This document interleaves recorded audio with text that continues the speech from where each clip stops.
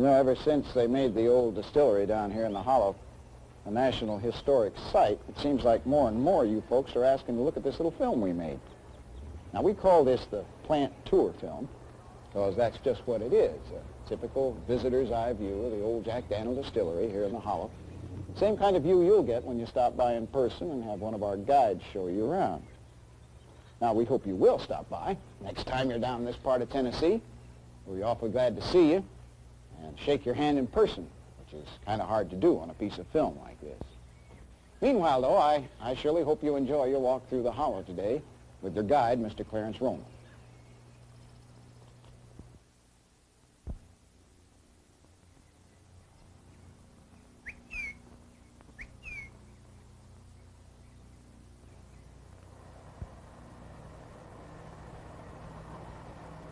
This is Moore County, Tennessee, and it's kind of off the line here. And it's one of the nicest places in the world to live. And the leaves is pretty, and just everything's pretty around here. You know, our Lord was a just God, and he surely undoubtedly did wave his hand over Moore County twice. It's a good, nice, quiet place here in the Jack Daniel Holler, where we make the finest whiskey in the world here in Lynchburg, Tennessee. Well, Uncle Jack started here making whiskey because that he had the best water in the world. And we've got a big spring up there, a big cave spring, and that's where he gets the water to make this whiskey. And that's one of the main secrets in this whiskey is this water. For we couldn't make this Jack Daniel whiskey nowhere else in the whole world, for this is the only water like it right here in Moore County, Tennessee. We have people here that come from all over the world here, and they read these ads of this Jack Daniel advertisement, and the people, the visitors, don't even believe what we got here till they come here to see. And this picture right here was taken just about where we're standing now. It's in front of the cave. I'll carry you up there and show you the cave spring.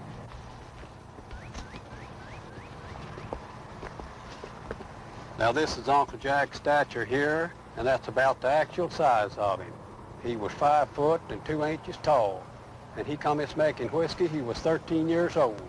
And he was 61 years old when he died, just a kid of a boy. The whiskey's so good, how come Jack Daniel died so young? This whiskey didn't kill Uncle Jack. Women killed him. Did Jack Daniel drink much whiskey? No, he wasn't big enough to hold any much. Just a light drinker. Well, what broke his head?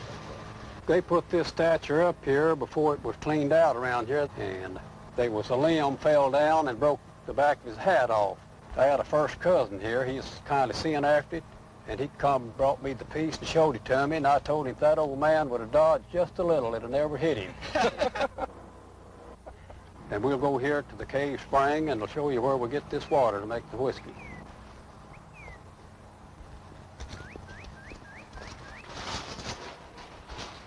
This water stays 56 degrees a year round, and it's 100% pure. It's free of iron.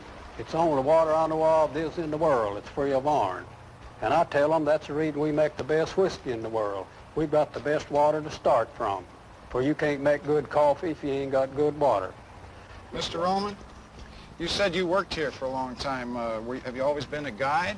No, I haven't been a guide. I come to working here in '39. And I've worked at practically every job this year in this holler. Oh, really?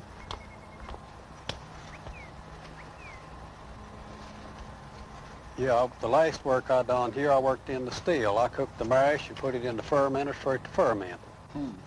This is Uncle Jack's old office, and his desk and everything's sitting in there just like it was when he was here. And we've got letters in there that's got 2 and 3 cent stamps on them. And these logs are laying here with Uncle Jack's water pipe. That's what he run the water through to the still. For back in them days, there wasn't no water pipe. You had to make your own water pipe. And they made out of yellow poplar. And he burnt them holes through there with a hot iron. Some of them said it took an awful long time to do that, but that's all them old people had back in them days was time, for they wasn't going anywhere. And now, if you couldn't get a hole through one of them in a minute, as fast as people's are going, you might get run over. This is Uncle Jack's old office, and his desk and everything sitting in here just like it was when he was here. And this picture over here on the wall, that's Uncle Jack's picture. And that's some of the old bottles that Uncle Jack had. We've got the same kind of bottles now, but ours has got a screw cap, and his had a cork stopper in it. And this is Mr. Motlow's picture over there. Uncle Jack brought him in the whiskey business when he was a young man. After Uncle Jack died, well, Mr. Motlow took this distillery over. He had walking horses. And this is the pictures on the wall. This picture over there, that's John Nance Garner's picture. He used to be our vice president under Roosevelt. And he's been here a lot of times. And he drank this Black Label whiskey all the time. He lived in Texas. He died in '67, and they said he was 99 years old. And I think he'd have lived 4 more days if he hadn't run out of whiskey. That's Mr. Motlow's saddle where he rode these horses, and that's a hornet's nest. And this is Uncle Jack's safe there. And you want to be careful about not kicking, for that's what killed the old gentleman. He come in here and he didn't know the combination, and he kicked it and broke his big toe on the left foot the 3rd day of April. And blood poison set up, and that's what killed the old gentleman, they said. This Lynchburg used to be one of the biggest mule markets there was in the South, and this is the pictures around the courthouse down here. And I know some of them old people in that picture. And this picture over here is the old Lynchburg band, and it was taken down here in front of the White Rabbit Saloon, the old Lynchburg hardware store. And of course there ain't no saloons there now, for Moore County is a dry county. They don't even sell beer nowhere in Moore County. And what do you think about that? I think there ain't nothing to it. Politics. They tell me if there ain't a little politics in your gravy every morning, you can't hardly eat it.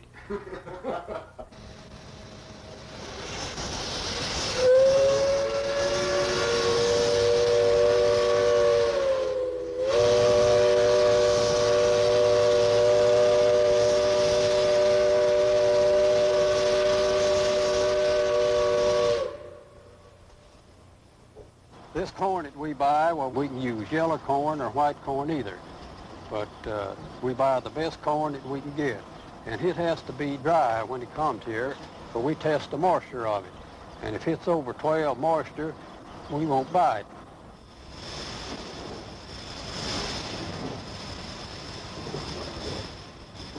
We've got about 80 ducks here, and when we leave here every evening, well, the ducks comes out here and they clean this place up here. They eat all the corn up.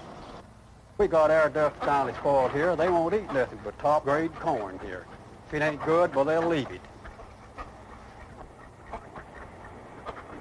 This is where we unload this corn, this grain, and it comes on here, then goes upstairs over a big cleaner, and goes from there over into these bins here. And when they get ready to grind it, it comes out at the bottom and goes over the cleaner again. And it's ground, and it's blowed over into the still in that big place over there. And comes on down, and it goes down to the cooker from there. And the cooker's down here in this building here. Let's go down there and I'll show you where it is.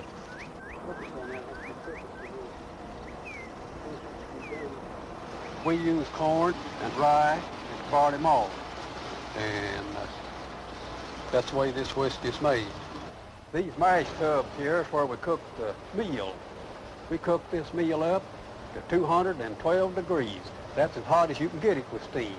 And we cut this steam off and we put our small grain in as it cools down.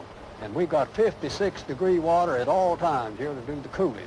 That water comes from the cave spring up here, and it stays 56 degrees a year round. We use this water to make the whiskey, and we use it for cooling purposes, for it takes a lot of water to do this here. And after it's cooked, why, it's ready to be pumped out into the fermenters over there. You can smell this fermenter over there, and you can smell the fumes comes off. When it starts fermenting, well, these fumes will come up 18 or 20 inches high sometime. You can see that action there in that fermenter. Well, now that's doing it on its own. The yeast is making it ferment.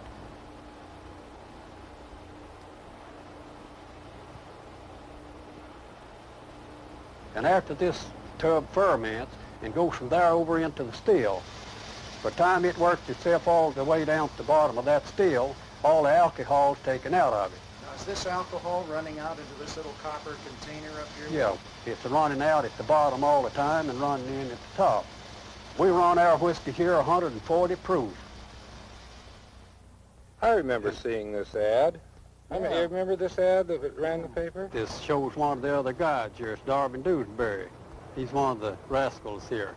And he's pointing up the still there where it says Jack Daniel Distillery #1. Uncle Jack, he had this still registered with the United States government in 1866. And that makes this the oldest registered distillery there is in the United States. And we're real proud of this #1. We'll go up here to the sawmill and show you where we make this charcoal. I've read a lot about this charcoal. Is it really as important as they say in the ads? Yeah, this charcoal is one of the main secrets, this Jack Daniel whiskey. They used to make charcoal in pits and cover it over with dirt. But Uncle Jack, he burned his out in the open, and that's the way we're doing it. They say you can't make it out in the open. But we're making this whiskey just like Uncle Jack made it. I told him if it's good enough for Uncle Jack, it was good enough for us. Now, this is sugar maple wood, and we buy it around here in the hills from these farmers. And this is the same kind of maple that people used to tap the trees and get this maple syrup. They do in some states now, but we're too lazy to do that here. You take out here towards Tullahoma, and that flat land, well, that sugar maple is the soft maple, and this is the hard maple. And the hard maple makes the best charcoal for whiskey. Now, in this ad here, this is the wood buster here, and this is where they bust the small timber and the crooked wood. This machine is sitting right over here, and if you want to see it run, we'll step over there and start it up. It falls over when it's done.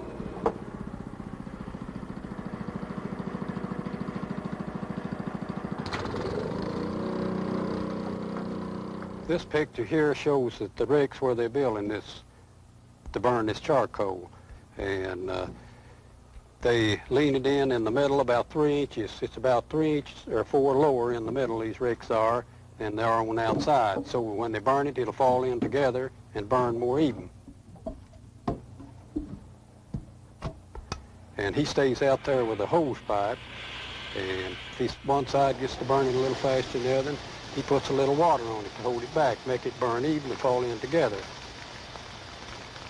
This man's burning this wood, but he knows when to put the fire out just before it goes into ashes. How long does it take one of those rick stacks to burn up? It takes about 2 hours or 2.5 to burn one of them. These fellers is waiting here, sitting around waiting for this fire to cool down here. They're burning this charcoal out here, and that's the way it's done around making this Jack Daniel whiskey. You have to wait on lots of jobs here, but these boys was on the job here. This is charcoal here after it's been ground. That's how fine it's ground when it goes in the leachers. And we pack this in the leacher. It's 10 foot deep, and it takes from 8 to 12 days for this whiskey to go through this charcoal. You've got to give this Jack Daniel whiskey time. We have to wait on it. Come right on up these stairs here, and I'll show you these leachers where we run this whiskey through 10 foot of charcoal. And it takes from 8 to 12 days for this whiskey to go through the charcoal. That's what makes this Jack Daniel whiskey so good. It runs through 10 foot of charcoal. We take our time here. It takes a long time to make this whiskey. You take the whiskey, before it goes through the charcoal, it's raw, like. And after it goes through the charcoal, it's miller. And a woman can drink this whiskey after it goes through the charcoal. It's a sipping whiskey. It's mild. It's miller. That's one of the main secrets in this whiskey, is running through this charcoal. And it goes through here. You can see it running through there. And we got a whiskey taster there. That's a job that I've always tried to get ever since I've been here, and they never would give it to me. For I never would tell them I wouldn't swallow it. A whiskey taster can't swallow it. And he tells them when the charcoal needs changing. And when it needs changing, why, we change it. Take this charcoal up here at Cookville and let them people have it, and they make these briquettes out of it, what we use for barbecuing with. That's the reason these hamburgers are so good, cooked with this wood. This building here is a storage house. And these rocks here you see here on the wall, we went out here in the fields and picked these rocks up and built this, the old field rock. In here is where they barrel the whiskey up and carry it to the bar houses. We fill these barrels up right here in this cistern room. They're hauled to the bar houses on trucks. And after this whiskey ages, well, we haul it back and proof it down and pump it up into the bottling house to bottle. You take a fella that wanted to drink a whiskey, well, he's liable to be a preacher by the time that aged and got back down here. Now, this is one of the barrels here where we put this whiskey in, and we buy the best barrels that's made. They're charged barrels. And these barrels is made out of white oak, and they are burnt inside. They're charged barrels. This whiskey comes from the charcoal down here. It's just as clear as any water ever you've seen. And this whiskey gets the color out of the barrel and ages in the barrel. We turn it over to old Mother Nature. You mean when it comes out of the barrels here, then that's when it has the color that we see? Yeah, after it ages, it gets the color out of the barrel and ages in the barrel. We used to have a fella that worked here could pick up one of these barrels and drink out of it. He'd get a hold of it and pull it up on his knees and drink out of it. But after he let it down off his knees, why, there wasn't as much in the barrel. How much does one of these weigh when it's full? One of these barrels full of whiskey here weigh between 500 and 600 pounds. Well, this is the bottling room here. Here's where we do our bottling. We've got 3 lines here, and this line here, they bottle fifths on it, and this one over here, they bottle quarts, and the other one, they bottle pints and half pints. And these women are working down the line here. They're all from Moore County right around here. Prettiest women in the world.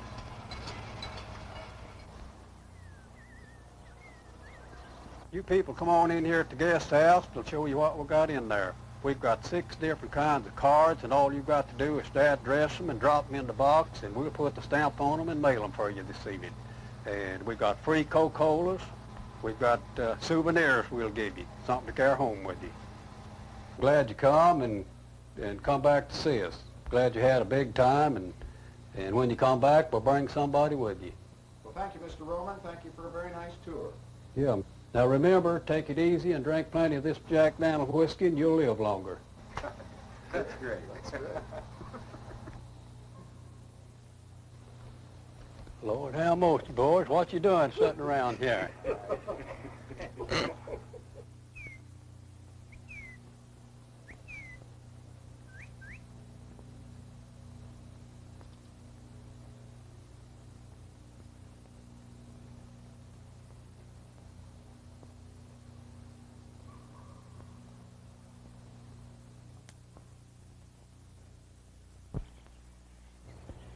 Well, I hope you enjoyed the film. Actually, you know, you missed a little something by not being down here in person, and that's the good whiskey smells you get here in the Hollow, especially up around the charcoal mellowing building there. Did you know you can actually smell the difference that charcoal makes in our whiskey? It's a fact, you can.